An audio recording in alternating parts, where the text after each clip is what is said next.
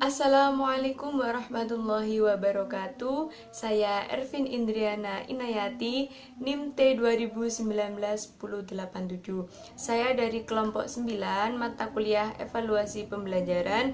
Di sini saya akan membahas materi tentang pengolahan hasil tes, di mana dalam materi pengolahan hasil tes terdiri dari 4 poin. Kita akan membahas poin yang ketiga, kelanjutan dari teman-teman, yakni menentukan kriteria ketentuan minimal atau disebut juga dengan KKM, di mana prinsip penilaian pada suatu kurikulum berbasis kompetensi menggunakan acuan kriteria untuk menentukan kelulusan peserta didik, di mana kriteria paling rendah dalam suatu kompetensi itu dinamakan dengan kriteria ketuntasan minimal. Jika seorang anak didik atau peserta didik itu ketika melakukan evaluasi itu nilainya tidak mencapai kriteria ketuntasan minimal atau KKM, maka sebagai jalannya seorang guru itu harus melakukan yang namanya remedial atau ujian ulang. Untuk apa? Untuk menunjang agar supaya nilai peserta didik tersebut memenuhi kriteria ketuntasan minimal. Maka nanti rata-ratanya akan terlihat bagus seperti itu. Jadi ketuntasan minimal ini adalah nilai paling rendah, di mana seorang siswa itu tidak boleh kurang dari nilai tersebut. Ketika kurang dari nilai tersebut, maka nilai seseorang itu kurang memuaskan atau harus diulang lagi ulangan atau evaluasinya tersebut. Jadi di mana nantinya nilai-nilai yang telah tertera dari hasil evaluasi tersebut akan dicantumkan dalam raport hasil ujian siswa, di mana di situ nanti tertera nilai KKM, lalu nilai dari siswa tersebut, sehingga guru atau orang tua itu tahu bagaimana hasil dari ujian atau evaluasi anaknya atau peserta didiknya, sehingga nanti menjadi acuan seorang guru atau siswa untuk meningkatkan pembelajaran agar siswa itu nantinya akan mendapatkan hasil yang lebih maksimal lagi. Lalu dalam menentukan KKM atau nilai ketuntasan minimal ini sendiri, dalam suatu lembaga pendidikan itu memiliki porsinya atau nilainya masing-masing. Di setiap lembaga pendidikan pastinya akan berbeda, namun tidak menuntut kemungkinan untuk sama, karena harusnya lembaga pendidikan itu melakukan komunikasi antar lembaga. Jadi ketika di sekolah ini nilai kriteria ketuntasan minimal 80 misalnya, jadi sekolah harus juga 90. Untuk apa? Untuk supaya sekolah kita atau sekolah yang ada di sekolah yang kita ikuti itu tidak tertinggal nilainya dengan sekolah-sekolah lain, seperti itu. Jadi setiap lembaga pendidikan itu harus memiliki kriteria ketuntasan minimal agar untuk menunjang supaya pendidikan atau evaluasi pendidikannya itu maksimal. Lalu dalam suatu untuk menentukan kriteria ketuntasan minimal itu sendiri memiliki 2 poin atau 2 ketentuan, di mana bisa dengan 1 KKM ataupun dengan banyak KKM. Maksudnya gimana? 1 KKM itu misalnya 1 KKM itu untuk mencakup seluruh mata pelajaran, di mana mata pelajaran A sampai dengan Z, misalnya matematika, IPA, IPS, agama, dan lain sebagainya, itu nilai KKM-nya itu adalah 75, misalkan seperti itu. Adapun yang lebih dari 1 KKM itu misalnya antara mata pelajaran A seperti matematika itu bisa 80, lalu pelajaran IPS itu bisa juga 75. Jadi antara mata pelajaran itu KKM atau nilai ketuntasan minimalnya itu berbeda-beda seperti itu. Adapun hal-hal yang harus diperhatikan dalam menentukan kriteria ketuntasan minimal, yakni yang pertama adalah kompleksitas. kompleksitas. Kompleksitas ini adalah standar kompetensi yang harus dicapai peserta didik atau suatu indikator yang memiliki kompleksitas tinggi apabila dalam mencapainya itu didukung beberapa hal. Yang pertama yaitu adalah seorang guru yang memahami kompetensinya, yang memahami pembelajarannya, seorang guru yang kreatif, seorang guru yang inovatif, serta metode pembelajaran yang digunakan itu banyak macamnya, banyak ragamnya, sehingga kita sebagai siswa itu tidak monoton seperti itu. Lalu peserta didik yang memiliki kemampuan menalar yang tinggi, kemampuan untuk berinovasi dalam mengembangkan tugas misalnya seperti itu. Lalu juga waktu yang cukup di mana suatu pembelajaran tersebut akan terlaksana jika memiliki waktu yang cukup, tidak tergesa-gesa. Jadi gurunya menyampaikan enak, siswanya juga menerima materinya juga dengan lancar seperti itu. Itu tingkat kompleksitas yang sangat tinggi didukung dengan beberapa hal yang tadi. Yang selanjutnya adalah kemampuan sumber daya pendukung, di mana sumber daya pendukung ini adalah termasuk dari sarana dan prasarana.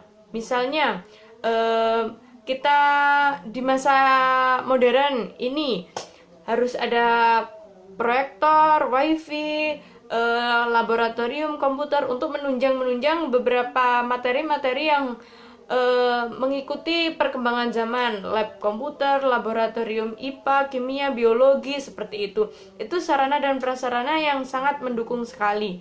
Yang selanjutnya adalah ketersediaan tenaga. Misalnya karyawan-karyawan sekolah yang menunjang juga bagaimana proses pembelajaran atau suatu lembaga pendidikan itu bisa terlaksana.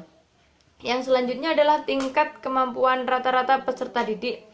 Jadi tingkat kemampuan rata-rata peserta didik ini diseleksi sebelum memasuki suatu jenjang sekolah. Misalnya kan kita kalau mau dari SMP ke SMA itu pasti di awal sebelum masuk ke SMA atau MA atau yang lainnya lah, itu pasti kita akan melalui uji kompetensi atau tes terlebih dahulu, misalnya lewat jalur mana, hasil rapot atau tes dan lain sebagainya, persyaratan tersebut. Itu adalah tingkat kemampuan dari siswa yang sangat, jadi terpilih anak-anak ini seperti ini kemampuannya dikelompokkan seperti ini. Lalu bisa juga ada beberapa sekolah yang tidak menggunakan seperti itu, namun nantinya akan juga ditingkatkan seperti itu dari evaluasi ini yang nantinya akan menghasilkan siswa-siswa atau peserta didik yang memiliki kemampuan kecerdasan yang maksimal. Yang selanjutnya adalah langkah-langkah untuk menetapkan kriteria ketuntasan minimal.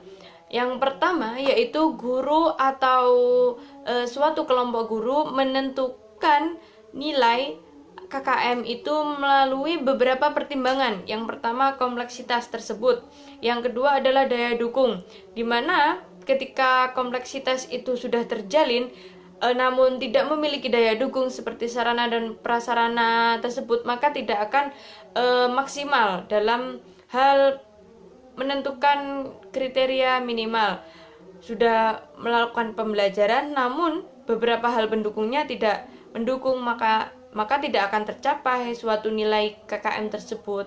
Yang selanjutnya intek atau kemampuan peserta didik, di mana kemampuan peserta didik ini juga mempengaruhi bagaimana kita menentukan nilai KKM tersebut. Yang kedua adalah hasil penetapan KKM oleh guru atau kelompok mata pelajaran disahkan oleh kepala sekolah atau menjadi patokan guru untuk melakukan penilaian. Setelah seorang guru melakukan uji kompetensi, pemikiran atau rundingan diskusi melalui beberapa banyak guru dengan guru yang lain-lain untuk menentukan nilai kriteria ketuntasan minimal, lalu diajukan oleh kepala sekolah yang nanti akan disahkan oleh kepala sekolah.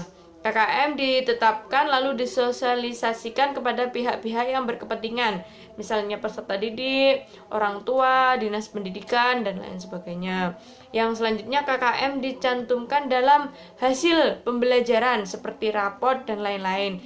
Nah, itu gunanya untuk apa? Untuk agar supaya orang tua peserta didik itu tahu bagaimana kemampuan anaknya, sehingga nanti ketika di rumah mereka akan ikut untuk meningkatkan atau menambah motivasi kepada mereka untuk meningkatkan daya atau belajarnya lebih rajin, lebih tinggi lagi.